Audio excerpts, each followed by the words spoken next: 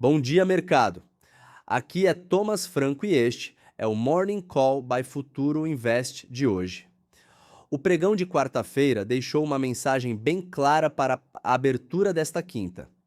O investidor até tentou comprar Brasil no começo do dia, apoiado por bancos, expectativa de corte da Selic e um pouco de fechamento de prêmios domésticos, mas a decisão do Federal Reserve mudou o humor global e virou o vetor dominante da tarde.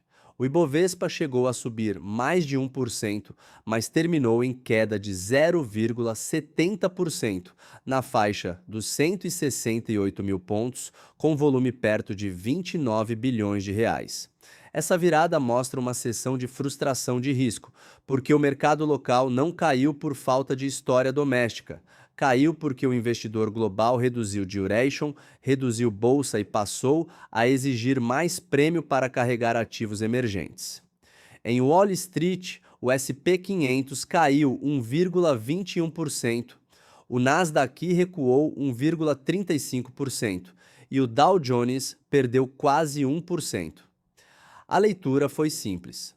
O FOMEC até manteve a comunicação dentro do esperado em parte do diagnóstico, mas o tom não entregou a pressa por cortes que o mercado queria ouvir.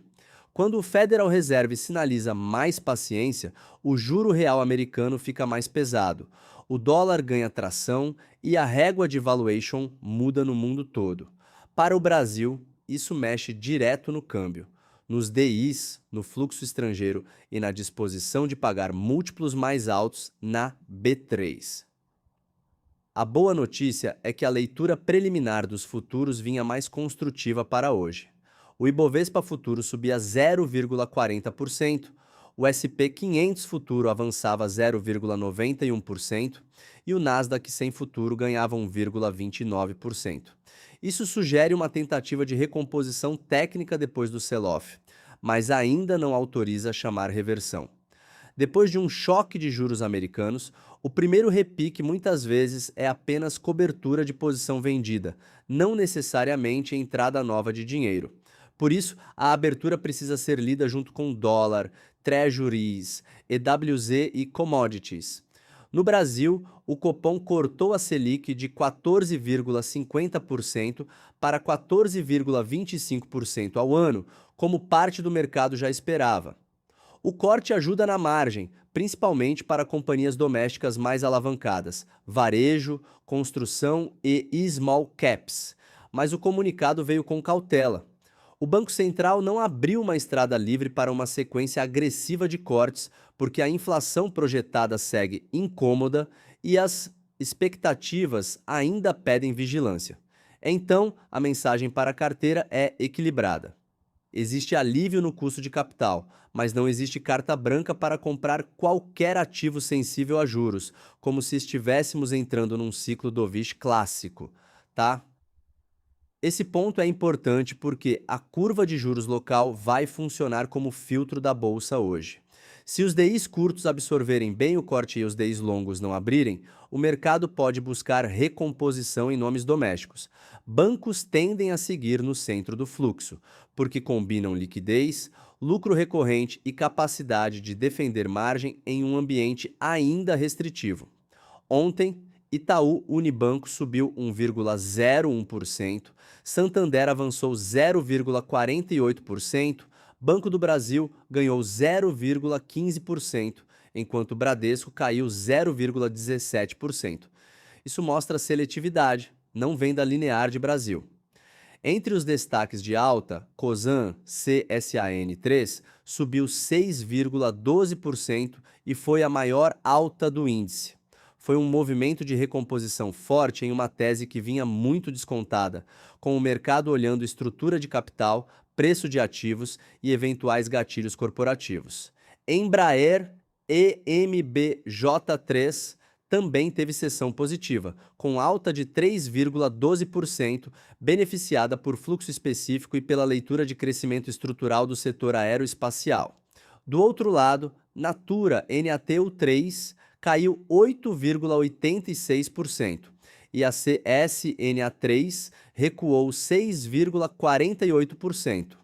A queda desses nomes ajuda a entender o mapa de risco. Consumo discricionário, empresas com execução mais sensível e materiais básicos ficaram expostos quando o dólar virou para cima, e o minério não ajudou. O dólar à vista fechou perto de R$ 5,10, com alta de 0,41%, revertendo a queda que aparecia antes do Federal Reserve. O euro encerrou perto de R$ 5,88. No mercado cripto, Bitcoin ficou na faixa de 64.300 dólares e Ethereum perto de 1.746 dólares. A leitura é a mesma para todos os ativos de risco. Quando o juro real esperado nos Estados Unidos sobe, a duration perde valor. Isso pesa mais em tecnologia, cripto, growth, emergentes e qualquer tese que dependa de liquidez abundante. No Aftermarket, o sinal mais relevante veio do EWZ, o ETF brasileiro, negociado em Nova York. Depois de cair 0,84% no pregão regular para perto de 34 dólares, o EWZ subia 0,23% por volta de 19 horas e 40 minutos. Após a decisão do Copom, é uma reação pequena, de baixa liquidez, mas sugere que o corte da Selic não gerou estresse adicional. Eu não chamaria isso de virada de tendência, chamaria de tentativa de estabilização.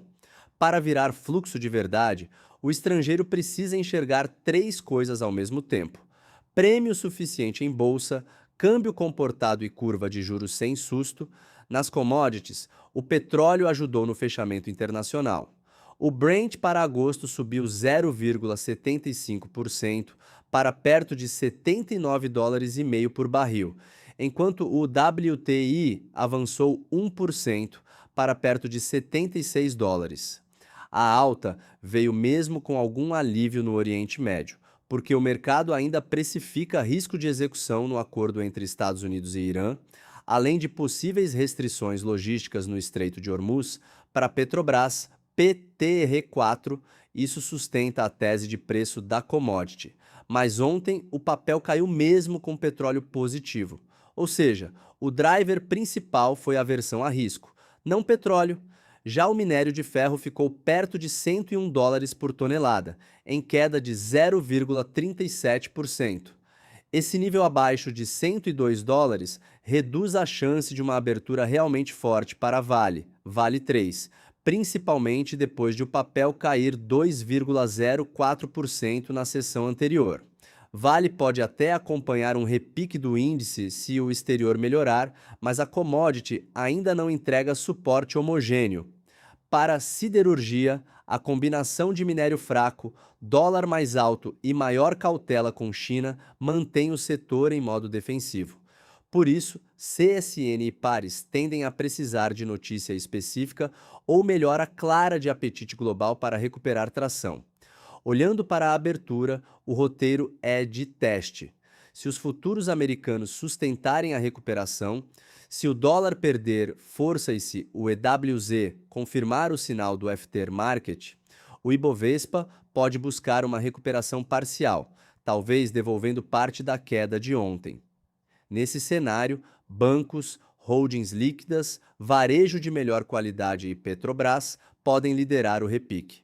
Mas se os treasuries voltarem a subir, se o dólar romper para cima e se o Wall Street devolver o alívio, a região dos 168 mil pontos volta a ser linha de defesa psicológica e técnica. O mercado ainda está perto das máximas recentes, então qualquer dúvida sobre juros americanos tem poder de provocar realização rápida. A mensagem para o investidor é não confundir corte de Selic com ambiente fácil. O Brasil ganhou um pouco de alívio doméstico, mas continua negociando dentro de uma matriz global mais exigente. O carry trade ainda pode atrair fluxo, a bolsa ainda tem setores com valuation interessante e o diferencial de juros ainda protege parte do câmbio. Mas o Federal Reserve colocou um teto de curto prazo para a euforia. Por isso, a estratégia tática passa por seletividade, caixa e disciplina. Comprar qualidade em queda, evitar alavancagem excessiva em nomes frágeis e monitorar dólar e DI antes de perseguir altas na abertura. Para carteiras, o recado é prático. Renda fixa pós-fixada continua pagando bem com o Selic ainda muito alta, mas a queda gradual da taxa abre espaço para alongamento seletivo em IPCA mais e prefixados curtos, sempre com cuidado na marcação a mercado. Em bolsa, a preferência segue por empresas com balanço forte, geração de caixa previsível e poder de preço.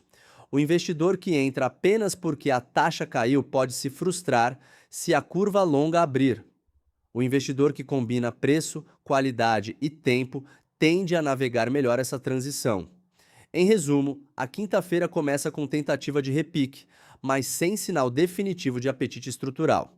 O Copom entregou o corte, o aftermarket não estressou, os futuros globais tentam reação, mas o mercado ainda precisa provar que consegue absorver um Federal Reserve mais hawkish. Hoje, o investidor deve olhar menos para o número isolado do Ibovespa e mais para a qualidade do movimento. Se a alta vier com volume, dólar calmo e bancos firmes, o Brasil respira. Se vier fraca, concentrada e com juros longos pressionados, é apenas alívio técnico antes de nova disputa na faixa dos 168 mil pontos.